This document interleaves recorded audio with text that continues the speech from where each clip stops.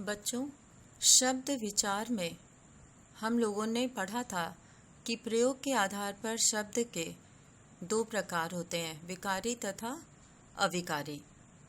और हम जानते हैं कि विकार का अर्थ होता है परिवर्तन, और अतः विकारी शब्द परिवर्तनीय होते हैं और उनका रूप बदल जाता है।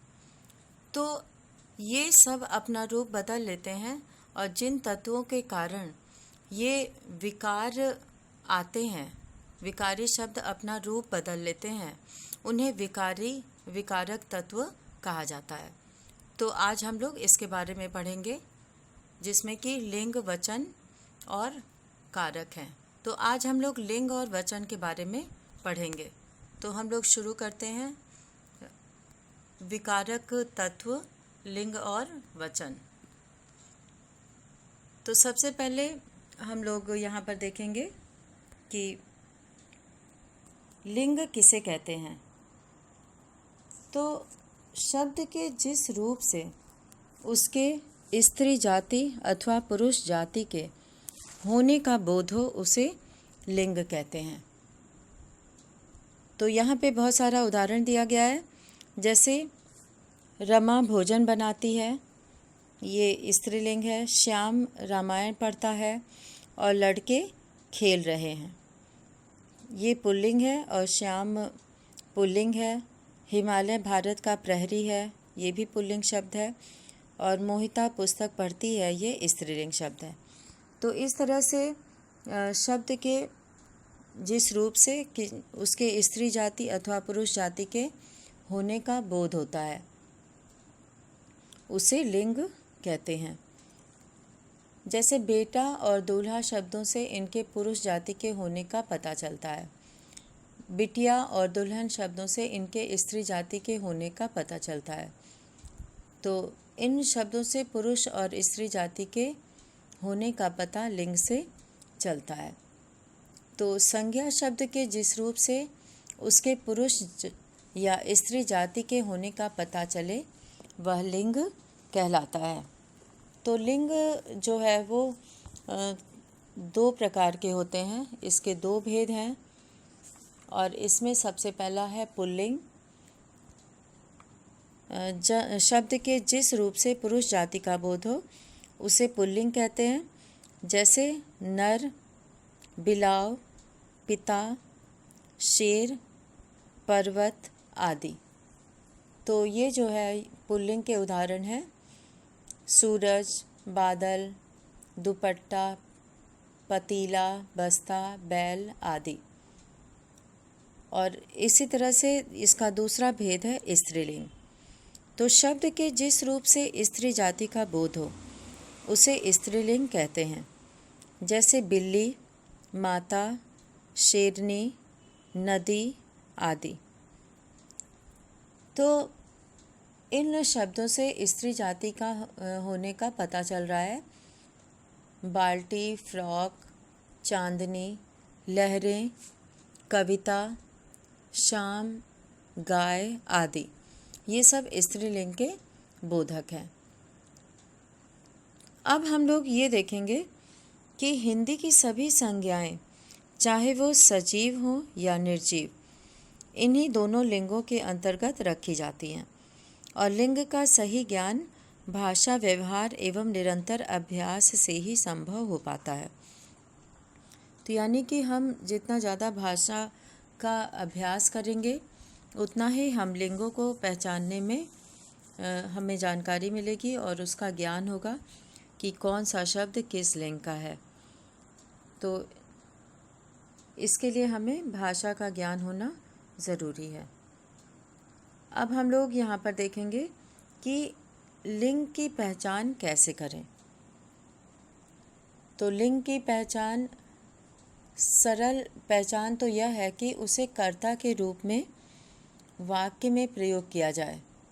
जैसे पेड़, तो पेड़ बड़ा है, यही कहा जाएगा, अतः यह पुल्लिंग होगा। और कुछ अन्य नियम इस प्रकार हैं। तो लिंग की पहचान के लिए हमें कई बातों को ध्यान में रखना चाहिए। जैसे पुरुष जाति का बोध कराने वाली संज्ञाएं सदैव पुल्लिंग में होती हैं, जैसे आदमी, शेर, बंदर, कौवा, खरगोश, बालक, गधा, सोहन, चाचा, मामा, धोबी आदि, पतीला आदि। और मक्खी स्त्रीलिंग है या पुल्लिंग, यहाँ चित्र में पूछ रहे हैं। तो यहाँ पे ये शब्द जो है वो पुरुष जाति के बोध कराने वाले हैं। और देश, पर्वत, वृक्ष, ग्रह, समय, दिन, अनाज, रत्न, धातुओं और वर्णमाला के अक्षर आदि के नाम पुल्लिंग होते हैं। जैसे हम लोग यहाँ पे देखेंगे कि पुल्लिंग की पहचान किस तरह से हम लोग कर सकते हैं। तो इसमें जो है वो सबसे पहले इलेक्ट्रॉनिक वस्तुओं के नाम पुल्लिंग होते हैं। ये कुछ पहचान है जिसे हम लोग जानेंगे कि इलेक्ट्रॉनिक वस्तुओं के नाम पुल्लिंग होते हैं, जैसे computer, television, telephone, tape recorder, camera आदि। और पेड़ों के नाम प्रायः पुल्लिंग होते हैं, जैसे पीपल, अशोक, नीम, आम, अमरूद आदि। अब यहाँ पर हम लोग देखेंगे, कुछ शब्द लिखे हैं और उसका उदाहरण दिया है। और जैसे कि देश में भारत, अमेरिका, फ्रांस, रूस आदि, ये सभी पुल्लिंग में आते हैं। और इसमें लंका जो है वो स्त्रीलिंग में आता है, लंका देश। तो इसमें कुछ चीज़ें ऐसी हैं जो कि एकाक छोड़कर बाकी सब जो है वो पुल्लिंग में ही आते हैं। जैसे पर्वत है, तो पर्वत में हिमालय, विंध्याचल और आल्प्स आदि जो है पर्वत पुल्लिंग होते हैं। वृक्ष मतलब पेड़, जिसमें आम, नीम, पीपल, बरगद आदि सभी पेड़ पुल्लिंग होते हैं। और इमली स्त्रीलिंग है। अब है ग्रह में बुध, बृहस्पति, शुक्र, मंगल आदि ग्रह जो हैं वो पुल्लिंग होते हैं, लेकिन पृथ्वी स्त्रीलिंग है। समय, क्षण, मिनट, सेकंड, घंटा आदि शब्द पुल्लिंग होते हैं। और दिन, सोमवार, मंगलवार, बुधवार इत्यादि जितने भी दिन हैं वे पुल्लिंग होते हैं। अनाज, जैसे गेहूँ, मक्का, बाजरा, चावल आदि, ये सब पुल्लिंग है।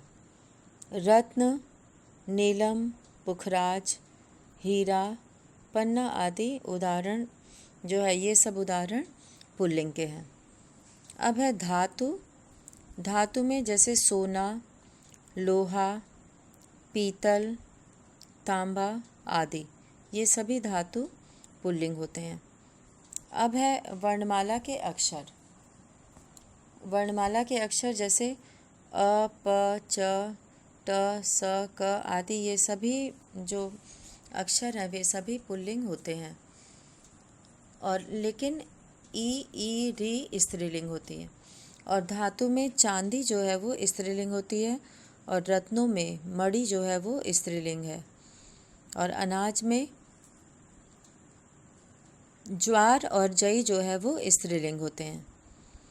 तो इस तरह से यहाँ पे पुल्लिंग की पहचान के लिए कुछ शब्द दिए हुए हैं जो हमेशा पुल्लिंग में ही होते हैं। अब हम लोग यहाँ पर देखेंगे स्त्रीलिंग की पहचान कैसे होती है। तो स्त्री जाति का बोध कराने वाली संज्ञाएं सदैव स्त्रीलिंग में होती हैं, जैसे औरत, नारी, बालिका, रमा, मछली, चींटी, मोरनी, चाची, मामी, दादी, चक्की, रोशनी, जेल आदि, ये सब स्त्रीलिंग हैं।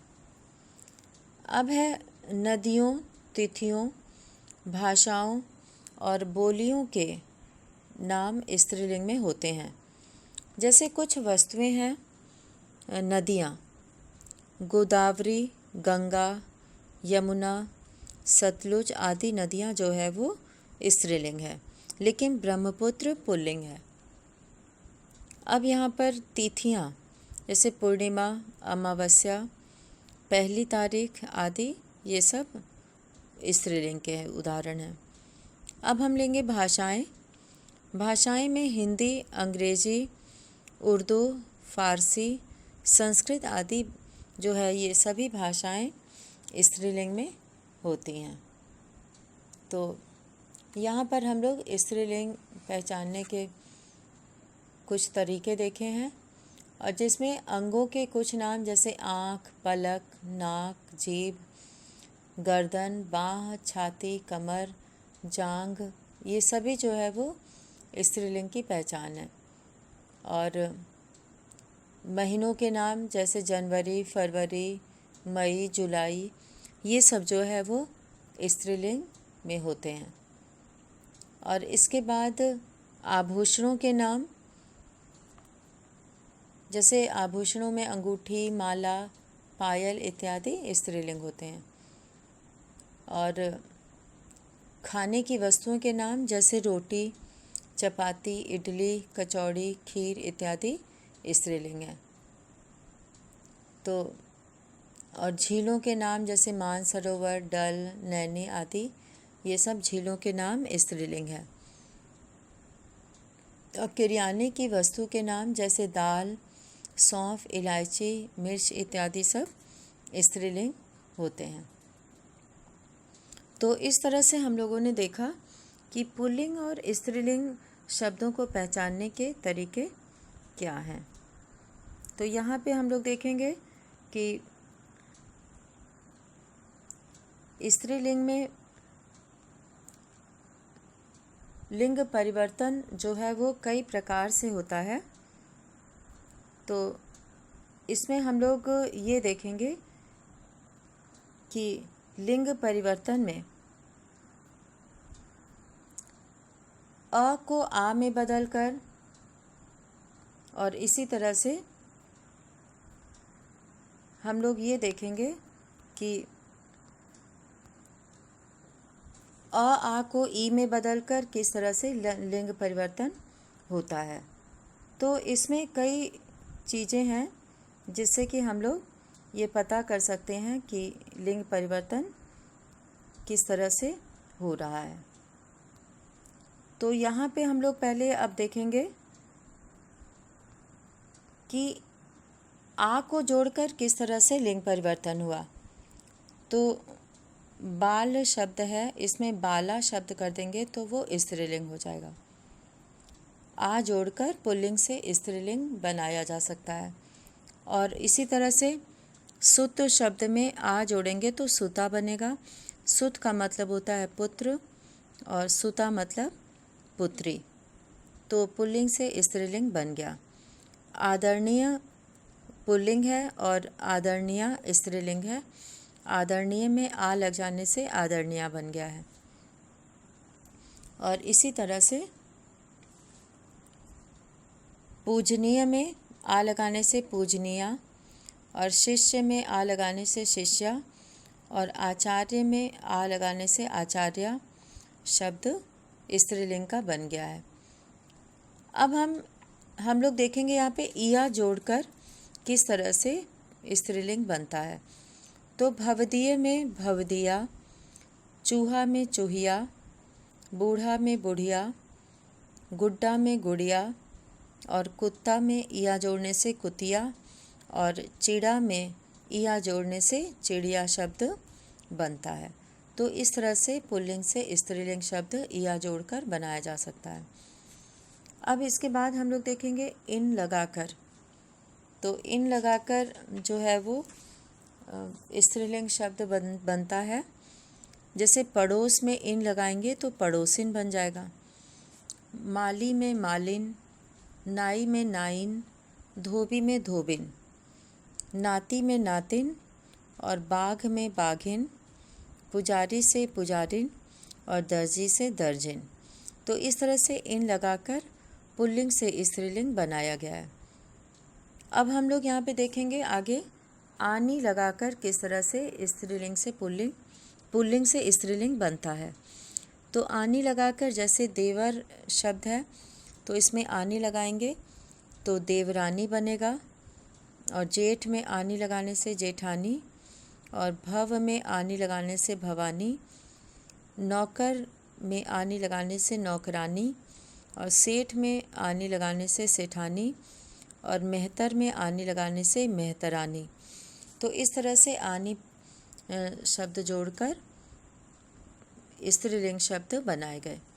अब हम लोग देखेंगे यहाँ पे नी शब्द जोड़कर। तो नी शब्द जोड़कर हम लोग स्त्रीलिंग शब्द बनाएंगे। जैसे शेर से शेरनी, मोर से मोरनी, और चोर में नी लगाएंगे तो चोरनी, सिंह से सिंहनी, और जाट से जाटनी, और भील से भीलनी। तो इस तरह से नी लगाकर पुल्लिंग से स्त्रीलिंग बनाया गया। अब है ईका जोड़कर। ईका जोड़कर जैसे गायक से गायिका, नायक से नायिका, और लेखक में ईका जोड़ेंगे तो लेखिका, अध्यापक में ईका जोड़ने से अध्यापिका, बालक में ईका जोड़ने से बालिका, और सेवक में ईका जोड़ने से सेविका स्त्रीलिंग शब्द बना। अब यहाँ पर ई, बड़ी ई जोड़कर, जैसे नर में बड़ी ई जोड़ेंगे तो नारी, लड़का से लड़की, चींटा से चींटी, बकरा से बकरी। तो इस तरह से ये शब्द बने। और अब आइन जोड़कर शब्द बनेगा। तो आइन जोड़ने से जैसे ठाकुर से ठकुराइन, गुरु में आइन जोड़ेंगे तो गुरुआइन, पंडित से पंडिताइन, और लाला से ललाइन, बाबू से बबुआइन, और चौबे से चौबाइन। तो इस तरह से आइन जोड़कर स्त्रीलिंग शब्द बनेंगे। अब है आगे वती या मति में बदलकर। जैसे गुणवान में वती जोड़ेंगे तो गुणवती बनेगा, भगवान में वती जोड़ेंगे तो भगवती बनेगा, और श्रीमान में मति जोड़ेंगे तो श्रीमती बनेगा। तो इस तरह से ये उदाहरण दिए गए हैं यहाँ पर। और अब हम लोग देखेंगे कि त्री लगाकर भी ये शब्द बनते हैं। जैसे अभिनेता में त्री जोड़कर अभिनेत्री, कर्ता से कर्त्री, और दाता से दात्री। इसी तरह से और भी उदाहरण यहाँ दिए हुए हैं। अब है इनी लगाकर। जैसे तपस्वी में इनी लगाएंगे तो तपस्विनी, सन्यासी से सन्यासिनी शब्द स्त्रीवाचक बनेगा। अब है यहाँ पे पूर्ण परिवर्तन करके। तो पूर्ण परिवर्तन करके यानी कि राजा से रानी, सम्राट से साम्राज्ञी, कवि से कवयित्री, विधुर से विधवा, आदमी से औरत, विद्वान से विदुषी, और भाई से भाभी, वीर से वीरांगना। तो हिंदी में कुछ ऐसे शब्द भी हैं जो नित्य पुल्लिंग या नित्य स्त्रीलिंग में प्रयोग किए जाते हैं। यदि इन शब्दों में लिंग परिवर्तन करना होता है तो नर अथवा मादा जोड़ दिया जाता है। जैसे तोता, मादा तोता, चीता, मादा चीता, खरगोश, मादा खरगोश। तो इस तरह से इसमें हम बदलेंगे नहीं, खाली मादा शब्द जोड़ देंगे। तो इस तरह से ये नित्य स्त्रीलिंग के रूप में प्रयोग होते हैं। अब यहाँ पे हम लोग देखेंगे कि किस तरह से जो है अब स्त्रीलिंग से पुल्लिंग बनाए गए, और इसमें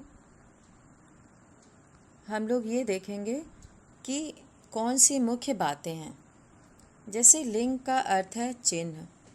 शब्द के जिस रूप से पुरुष जाति अथवा स्त्री जाति का बोध हो उसे लिंग कहते हैं। और हिंदी में लिंग के दो भेद माने गए हैं, स्त्रीलिंग तथा पुल्लिंग। और हिंदी भाषा में विश्व की सजीव एवं निर्जीव सभी वस्तुओं को इन्हीं दोनों लिंगों के अंतर्गत रखा गया है। तो इस तरह से हम लोगों ने लिंग को पहचानने का और उसको किस किस तरह से हम पहचान सकते हैं हम लोगों ने देखा। और अब इसके बाद हम लोग देखेंगे वचन। तो वचन जो है वो शब्द के जिस रूप से उसकी संख्या का बोध होता है उसे वचन कहते हैं। आम बोलचाल की भाषा में वचन का अर्थ होता है अपनी कही हुई बात पर दृढ़ प्रतिज्ञा रहना, लेकिन व्याकरण में वचन का अर्थ एक या अनेक होने का भाव प्रकट करता है। हिंदी भाषा में एक वस्तु के लिए एक वचन और एक से अधिक वस्तु के लिए बहुवचन का प्रयोग किया जाता है। तो जैसे यहाँ उदाहरण दिया है, लड़का खेल रहा है, लड़के खेल रहे हैं, गायिका गाना गाती है, गायिकाएं गाना गाती हैं। तो यहाँ एक और अनेक का बोध हो रहा है। तो इस तरह से हम लोग ये देखें कि शब्द के जिस रूप से संज्ञा शब्द की एक या अधिक संख्या का पता चलता है उसे वचन कहते हैं। अब इसमें सबसे पहले हम लोग देखेंगे वचन के भेद। और वचन के दो भेद हैं, एक वचन और बहुवचन। तो संज्ञा शब्द की संख्या का पता वचन से ही चलता है। और यहाँ पे वचन के भेद में सबसे पहला वचन आएगा एक वचन, और शब्द का ऐसा रूप जिससे एक होने का पता चले उसे एक वचन कहते हैं। और संज्ञा के जिस रूप से एक ही वस्तु, प्राणी, स्थान या पदार्थ का बोध हो उसे एक वचन कहा जाता है।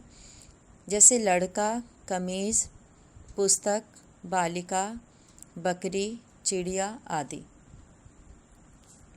और इसका और भी उदाहरण है, जैसे दरवाज़ा खोल दो, गीता ने साड़ी खरीदी, रश्मि को कॉपी पकड़ाओ। तो ये जो है वो एक वचन का प्रतीक है, एक वचन का शब्द है। और अब हम लोग यहाँ देखेंगे बहुवचन। तो संज्ञा के जिस रूप से वस्तु, प्राणी, स्थान या पदार्थ के एक से अधिक होने का बोध हो उसे बहुवचन कहते हैं। जैसे लड़के, बकरियां, तोते, चिड़ियां, ग्वाले आदि। तो वस्तुओं, पदार्थों, प्राणियों की संख्या में बदलाव हो जाने से वचन बदल जाता है, जिसे वचन परिवर्तन कहते हैं। और वचन परिवर्तन के लिए कुछ नियम बनाए गए हैं। तो हम लोग इन नियमों को देखते हैं कि किस तरह से वचन परिवर्तन यहाँ पर हो रहा है। तो इसमें सबसे पहले शब्द के अंत में आए आ को ए में बदलकर, जैसे बेटा, बेटे, लड़का, लड़के, पंखा, पंखे, तोता, तोते, केला, केले, बच्चा, बच्चे।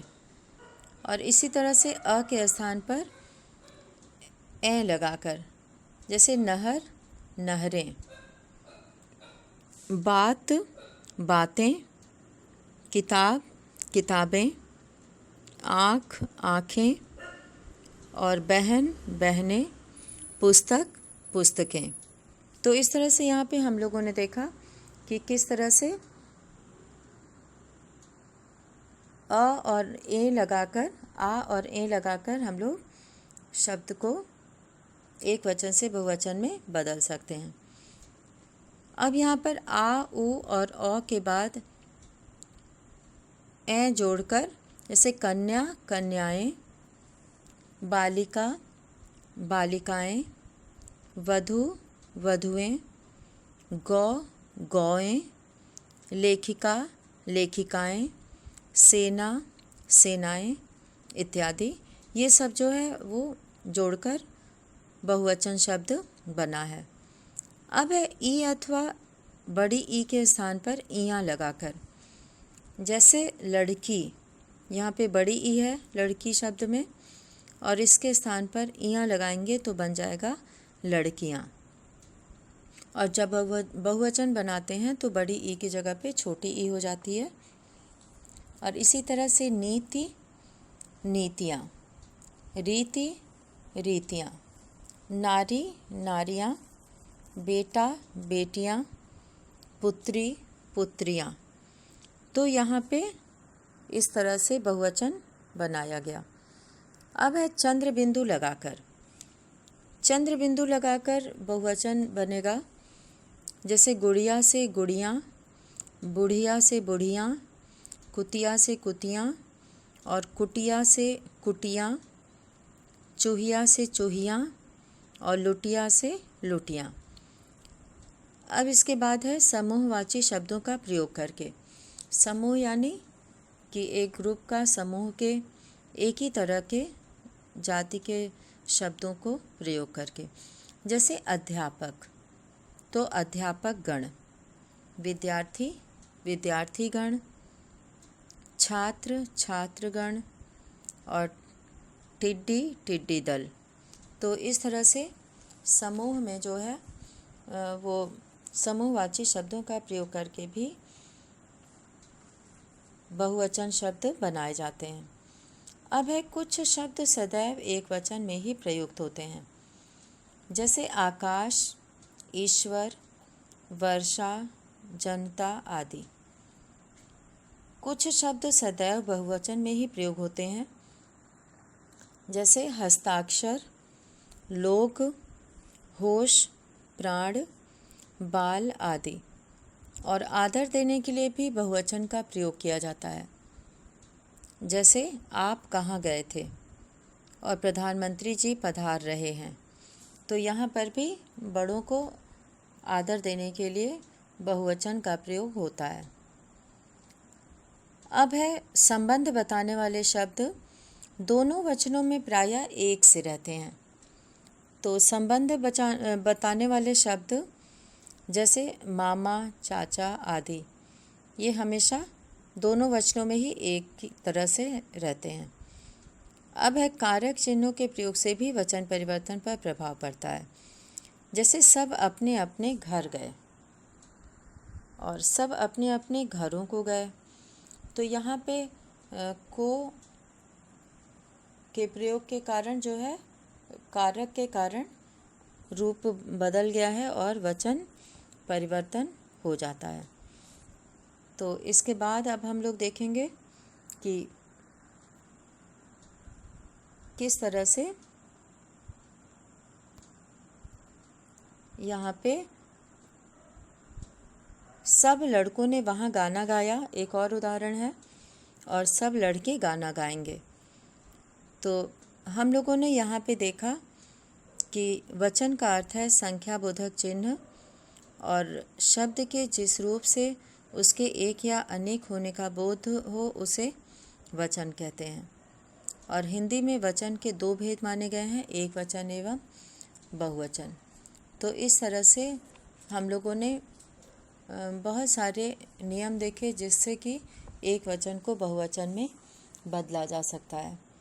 तो इस तरह से बहुत सारे शब्द बनते हैं जिसमें कि एक वचन से बहुवचन बन सकते हैं।